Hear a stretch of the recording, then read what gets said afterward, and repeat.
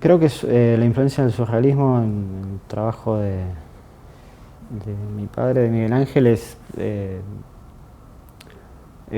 constante. Sus lecturas de autores surrealistas y su proximidad también con Aldo Pellegrini y otra gente, así como otras influencias, como vos también señalabas, del romanticismo alemán, de los autores españoles de la Edad Media o franceses, también de la generación del 98, del 27, españolas. Pero sí, básicamente la lectura que hizo y la influencia de Lautréamont, ¿no? Eh, este, pero también de otros autores que fueron pensados por el surrealismo como antecedentes, los simbolistas franceses, Rimbaud especialmente. Pero no tenía, creo que él no tenía una participación así dogmática con ninguna de estas corrientes. La impresión que sí se lo ha vinculado bastante con el surrealismo.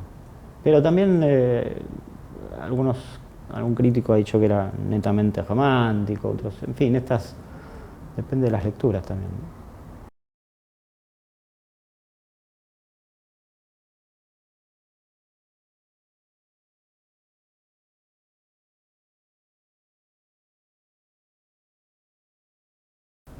Sí, no lo pude hablar con él, pero es probable, sí. Sí, la importancia de lo onírico, de los sueños y del vínculo con los otros mundos está presente en toda su obra. Eh, con otros depende también de los periodos, ¿no? Porque hay un periodo, los primeros libros de él, especialmente Corazón de piel afuera, que es el segundo libro, es un libro que se relaciona con otra. Y muchos de los poemas que forman parte de Fragmentos Fantásticos, que es el tercer libro, tienen un vínculo más transparente con la poesía, con la palabra. Después se irrumpe también en Fragmentos Fantásticos. Lo que pasa es que hay un periodo bastante importante de años entre Corazón de piel afuera, que lo publicó en el 59, y Fragmentos Fantásticos del 65. En esos 6 años hay una evolución bastante importante, evolución o progreso o camino hacia otro lugar. También hay episodios personales, internación en el año 64, bastante importante, que es ahí donde probablemente lo conozca en el Borda Jacobo Fichmann.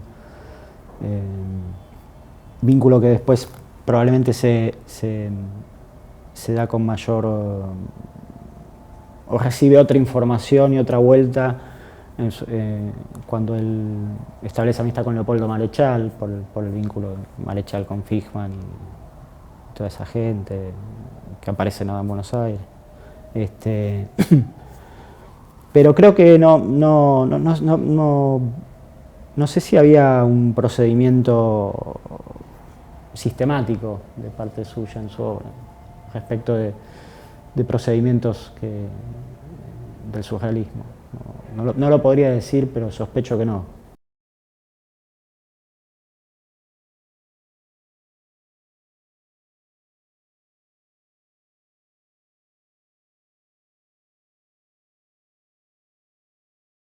Él pasa una de sus primeras internaciones, por lo menos en el Borda, es a mediados de los 60, esta que yo mencionaba del año 63-64.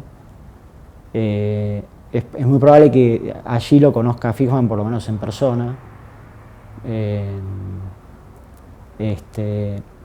Poco tiempo después, él comienza a frecuentar a Leopoldo Marechal. Marechal, como otros escritores, tenían costumbre de recibir a otros artistas y escritores, muchas veces más jóvenes, en la casa, creo que vivía ahí en la avenida Rivadavia.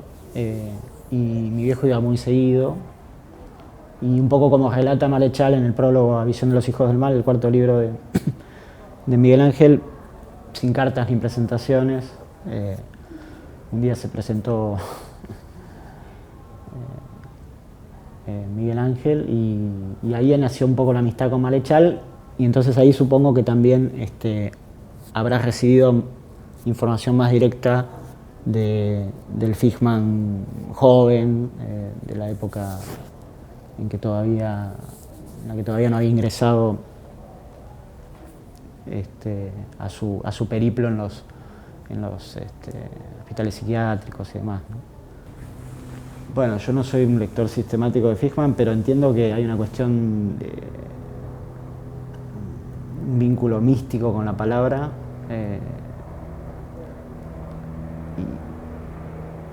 que probablemente en el que probablemente haya puentes entre las palabras de ambos, ¿no? Y hay una palabra en Fishman así un poco como salvaje, si se quiere, que tiene alguna relación, me parece, con la palabra de Miguel Ángel, esa idea más natural o menos intermediada por una cosa más dogmática respecto de esto del místico en estado salvaje, que también recupera Malechal citando a Claudel, ¿no? Pero ahí ya me pierdo porque no sé exactamente qué vínculo exacto tenía de lectura con la obra de Fishman.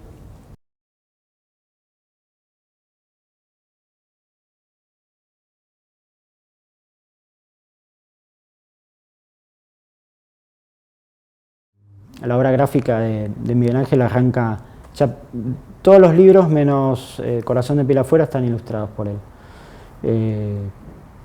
Y él yo tengo dibujos ya de fines de la década del 50. Calculo que por algunos trabajos, algunos ejercicios y demás de principios de los años 60, sospecho que debió ser ese el momento en el que pasó por el taller de Battleplanas, que también mi madre pasó por, pero supongo que en momentos distintos. No sé si después, no tengo constancia de que haya continuado la relación con Battleplanas. Supongo que en ese momento debió conocerlo Aldo Pellegrini, debía conocer las publicaciones, obviamente debía saber de él. Mi viejo pasó por Filosofía y Letras, así que también se debió ahí en la vieja, donde queda en la calle Viamonte, ¿no? En esa época. Y era un núcleo de encuentro y de cruces infinitos, así que más o menos por esa época calculo que lo debió conocer. Él tiene yo quería leer un pequeño fragmento en donde él cita justamente esa amistad que lo unió a Aldo Pellegrini y a otra gente vinculada con el surrealismo, en algún caso no.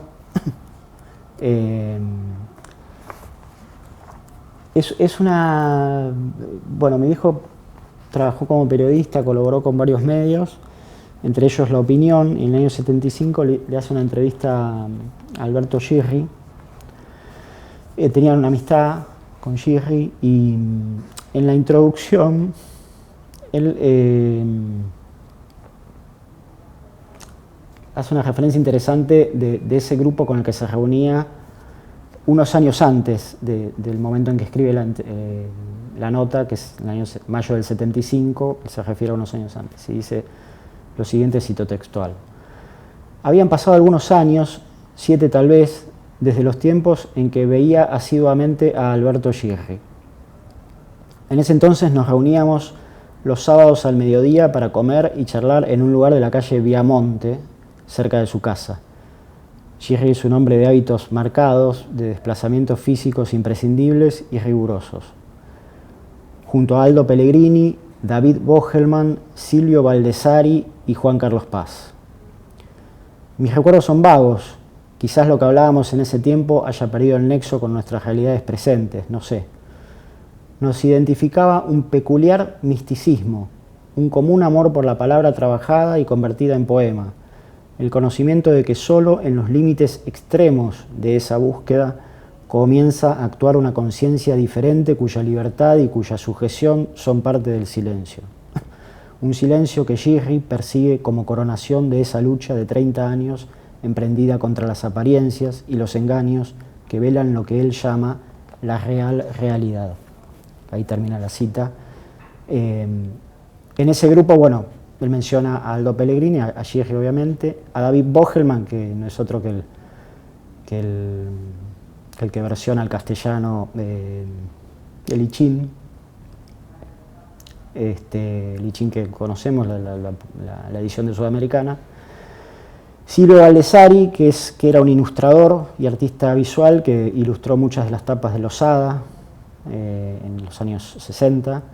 Y Juan Carlos Paz, que entiendo que es el músico de la generación de Ginastera. Pero ahí es interesante porque él, además de situar a ese grupo, habla de un peculiar misticismo.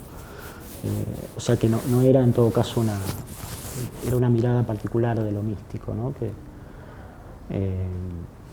Bueno, mi hijo había pasado por un colegio católico, se educó, transcurrió toda su secundaria como pupilo en el colegio Guadalupe, y de ahí le quedó el yugo de los curas, seguramente, que lo habrá empujado también a tener una visión particular de lo místico.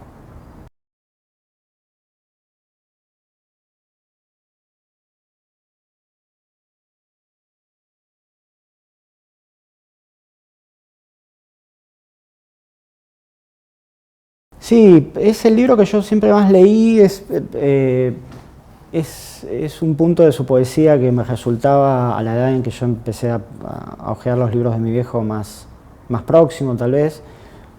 Es el libro, tiene una foto de mi viejo en la tapa, o sea, también eso seguramente ofició de entrada a esa lectura. El poema Fragmento Fantástico, Los Patios del Tigre, que es un largo poema que está hacia el principio del libro, es un poema que tiene muchos datos biográficos sobre mi viejo. Habla de los tíos, habla de un tigre que parece que existió, que no era un tigre, sino, me contó mi tío hace poquito, no el tío de mi papá, sino mi tío, el hermano de mi papá,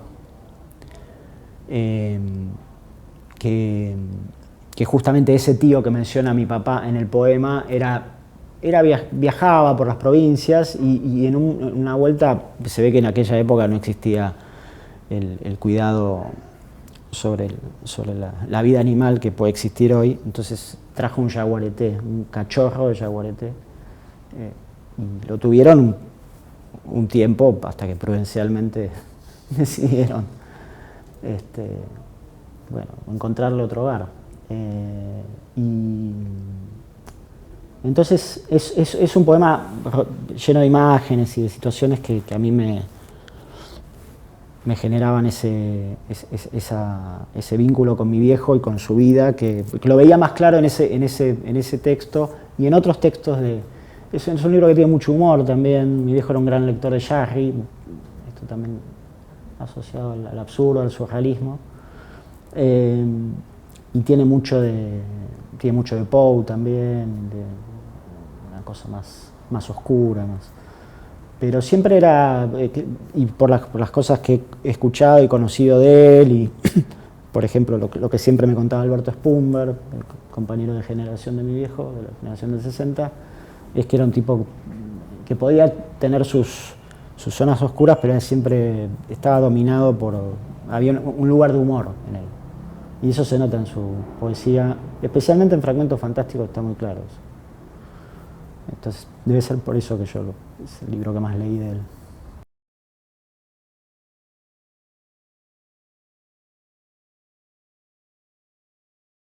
Sí, en general se lo sitúa un poco ahí.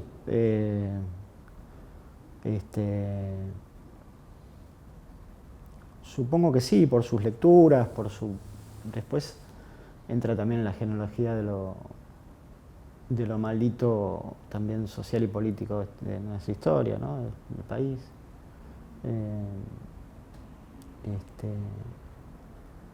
Bueno, eran sus lecturas, eran sus zonas de conocimiento, de vínculo con la palabra.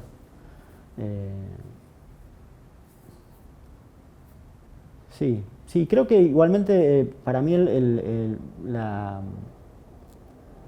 punto de encuentro mayor con la palabra y el conocimiento se da a través de las culturas precolombinas, que es el vínculo que empieza a aparecer muy fuertemente en su poesía. Ya en Fragmentos Fantásticos hay indicios de eso. Y bueno, tiene su punto máximo en el Himalaya o la moral de los pájaros, ¿no? Creo que ahí él se da este vínculo también. Creo que el otro día lo hablábamos sobre que también puede tener una relación también con el surrealismo de la palabra y la imagen. Y en ese sentido quería leer otro fragmento suyo que da cuenta justamente de este vínculo entre la palabra y la imagen y que habla de las culturas precolombinas y de esto que mencionaba. Esta es una entrevista que salió publicada en la revista Análisis en diciembre, el 8 de diciembre de 1970.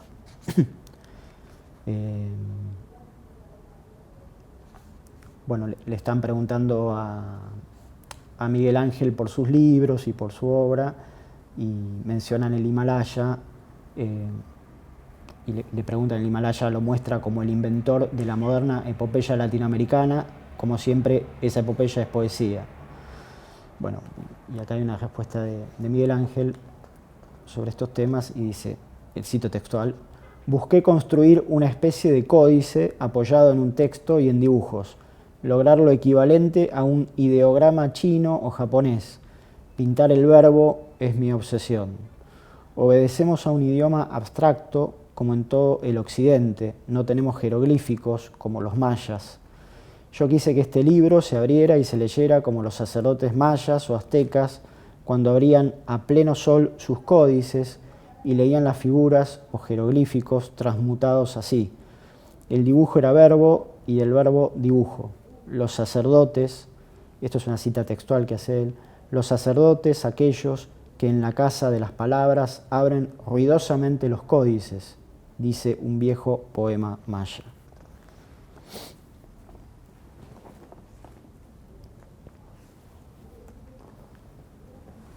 Yo creo que ese es un poco si podría resumir la parte más, no sé si la más madura de su obra, pero en todo caso la parte, la zona más, la última zona de su obra poética. Bien podría ser esa intervención suya. Vínculo con la palabra, la imagen, que seguramente trae los ecos de sus lecturas del surrealismo, ¿no? También.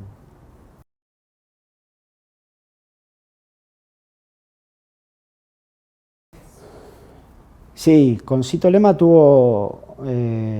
probablemente se conocieron hacia fines de los 60. Cito Lema ya, bueno, era abogado, poeta, defendió presos políticos, formaba parte del grupo de abogados con gente como otros abogados, defensores de presos políticos como Eduardo Luis Duhalde, Rodolfo Ortega Peña, Rodolfo Matarolo, en fin.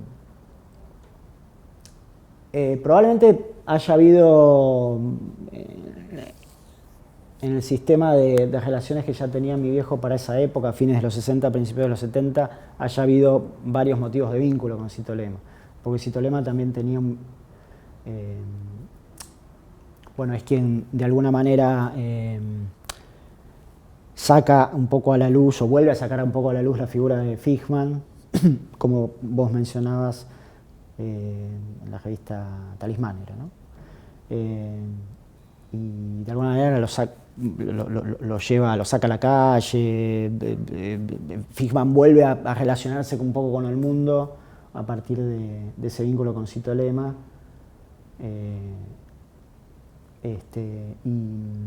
Y Citolema también tiene una militancia en el PRT, en el Partido Revolucionario de los Trabajadores. Cuando en 2013 se colocó la baldosa, colocamos la baldosa en el lugar donde secuestraron a mi viejo, que era donde vivíamos, en la calle Ortiguera, a 2 cuadras del Parque Chacabuco. Bueno, vino un montón de gente, vino el Tata Cedrón, que era también muy amigo de mi viejo. Y en un momento vino Citolema con Regine, la esposa. Ellos vivían cerca del Parque Chacabuco. Y en el discurso improvisado que hizo, que era afecto a los discursos Citolema, mencionó que fue él, o que había sido él, quien lo había introducido a Miguel Ángel en la militancia, en la militancia del PRT, ¿no? Yo no lo sé, no sé exactamente si fue así o no fue así. En todo caso, nunca me lo dijo a mí personalmente antes, lo escuché ese día en la colocación de la baldosa.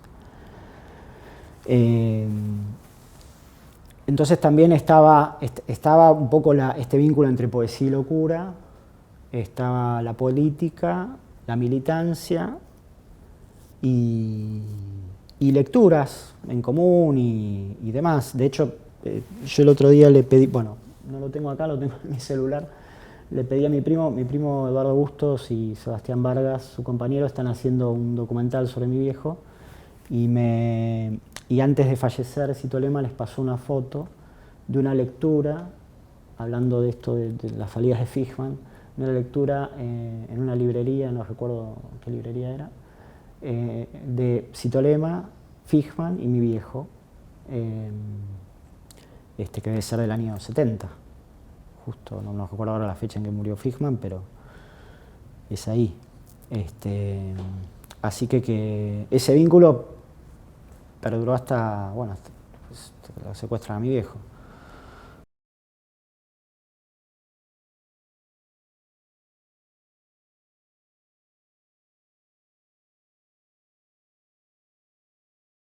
Sí, la obra gráfica de Miguel Ángel abarca más que nada los años 60, especialmente hacia mediados de los años 60 y hasta el 69-70, que es cuando hace la muestra justamente con el catálogo que escribe Aldo Pellegrini en la Sociedad Argentina de Artistas Plásticos, ahí en la calle Florida. Después yo no tengo más, los dibujos que tengo son dibujos que hacía conmigo o alguna otra ilustración, pero entiendo que no trabajó de manera tan puntual y sistemática con su obra gráfica. Son momentos, empieza con una paleta un poco más de colores más simples o incluso oscuros, y después hay un momento que un estallido de color en el 66, 67, que yo lo asocio también al momento en que conoce a mi madre, a Iris Alba, mi madre era diseñadora, ilustradora y hacía las tapas en Editorial Sudamericana.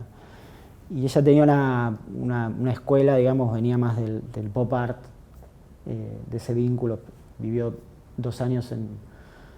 vivido 2 años en New York, entre el 57 y el 59, momento en que estaba formando todo eso. Y tenía una paleta así súper colorida, y me da la impresión que independientemente de lo que le haya producido en otros aspectos a mi viejo el vínculo con mi vieja, creo que ese cambio de paleta yo lo adjudico mucho a esa relación, que hubo ahí un estallido de color. Porque él tenía un gusto por el collage y por algunas producciones en donde él mezclaba así imágenes y recortes y texto con dibujos. Entonces, y también un gusto por las ediciones artesanales que él mismo hacía. Entonces, todo eso forma parte de su universo gráfico, que tiene mucha relación con su poesía, como también este fragmento que leía, el vínculo de imagen y palabra, ¿no?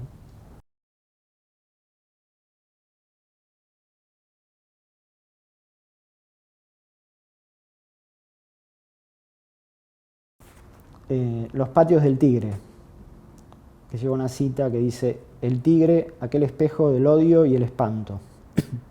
Fonyecker, siglo XVIII. Fueron siempre los pájaros los que anduvieron en los patios de mi infancia. A la claridad del canario se sumó el gritito entrecortado del calafate, el vuelo diminuto de los bengalíes. Algún mono hubo, pero fue efímero. Agregaba mi abuelo a la magia reinante sus oros de gran maestro, sus libros que de a poco fueron siendo mis pájaros. Un tío viajó y en una gran jaula trajo un tigre. Lo aseguraron a una cadena y esperaron que lo viera. Su garganta me llamó, aparecí. El espanto y la maravilla me helaron. Desde ese día los patios dejaron de ser tales. Fueron selvas de mármol y mosaicos gastados en donde el terror habitaba. Era feliz, tocaba el misterio a diario y no desaparecía. Me acostumbré ávidamente a lo extraño. Cuando alguien ordenó su encierro en el zoológico, lloré. Entonces comenzaron mis fugaces visitas. Temblaba cerca de su jaula. Su rugido era música tristísima para mí. Le imploraba a su memoria de fiera el recuerdo. El día en que me fui a despedir de él para siempre, me olió, detuvo su andar en círculos. Una sombra humana le cruzó la mirada. Intenté tocarlo. El griterío prudente me clavó en el piso. Pensé un adiós. Suavemente me marché. Más tarde supe de su muerte. Su carne fantástica se juntó en el polvo a otras carnes. He crecido. Guardo de mi infancia sus huecos en mi alma, los libros en mi sangre. Pero cuando llegue el fin y me miren los ojos que aún no he visto, pienso que será el tigre incierto de la locura el que me lleve tanteando a la nada, aquel tigre de titubeo y delirio del suicidio que en su boca me ahogará clamando. O tal vez mi viejo tigre, rayado por la piedad, quiera devorarme como a un niño.